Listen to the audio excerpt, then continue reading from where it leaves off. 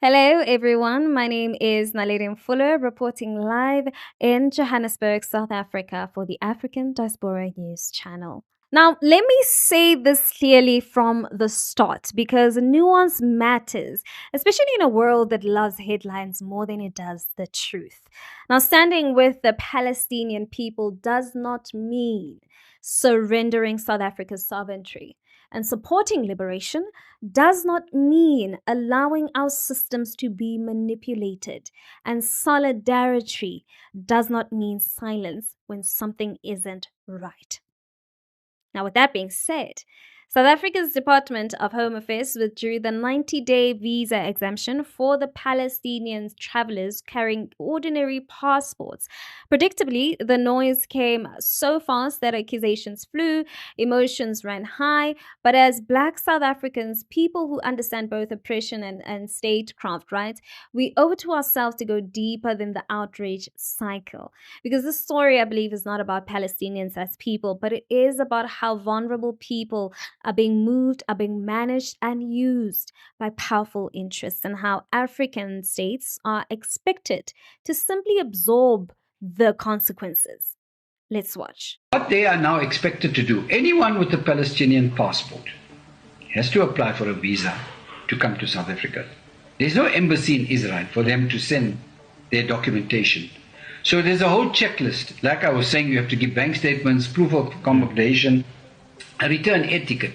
As you can imagine, none of these criteria applied previously to the passengers that landed. They were landed here on a one-way ticket, etc.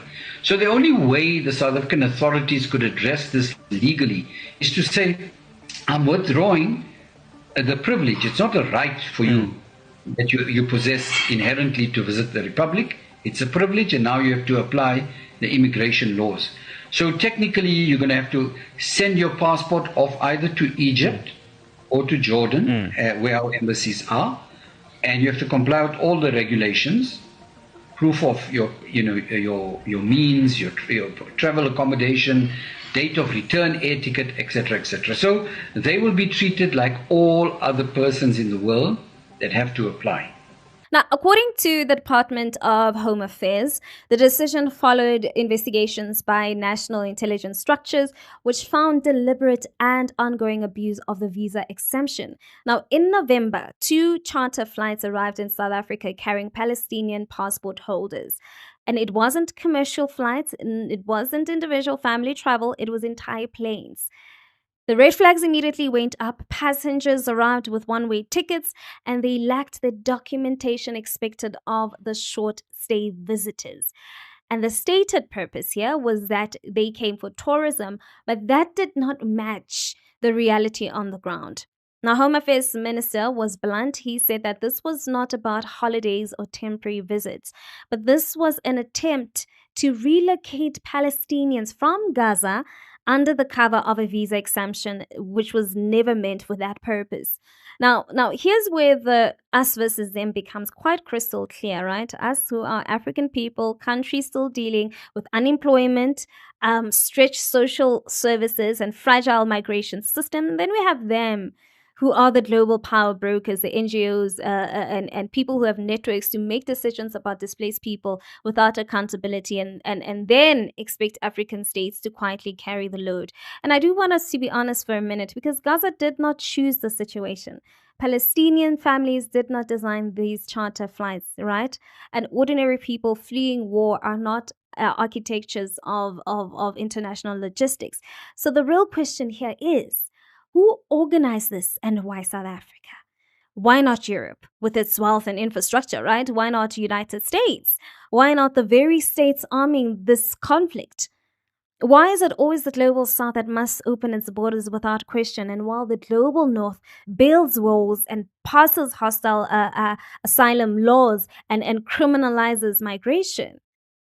I mean, as Black South Africans, I do believe we understand displacement intimately, because we were once passless in our own land. We were once forced into exile. We understand the dynamics. So I don't think insulting us by suggesting that we lack compassion is fair.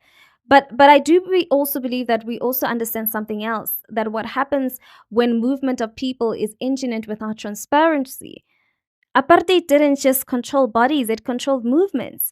Colonialism didn't just steal land, it rearranged populations. So when intelligence services say that there is systemic abuse, we don't dismiss it as paranoia, but we interrogate it seriously. Because unmanaged relocation, especially during a volatile global conflict, can create security risks and social tensions, all of which hurt the very people who claim to be protecting. So, quite importantly, I do believe that South Africa did not slam the door shut. The Department of Home Affairs made it clear that anyone who arrived on those flights can apply for asylum, and those applications will be processed. The withdrawal of the exemption does not mean Palestinians are banned, but legitimate Palestinian travelers can still apply for visas through proper channels. What has been shut down, though, is abuse, not asylum. Because that distinction, I believe, it matters. Because if we talk about hypocrisy for a moment, European countries lecture us about human rights while outsourcing refugee containment to poorer nations. They'll talk about Western leaders crying about humanitarian crisis while closing their borders tighter than ever. And African states are expected to absorb. No support, no questions asked. And that right there is burden shifting. And when we push back, suddenly we're accused of being heartless, and I don't believe that is fair. Because ask yourself this: who benefits from quietly relocating Palestinians far from Gaza? Who benefits when displaced people are scattered across the global south rather than protected close to home with guarantees of return?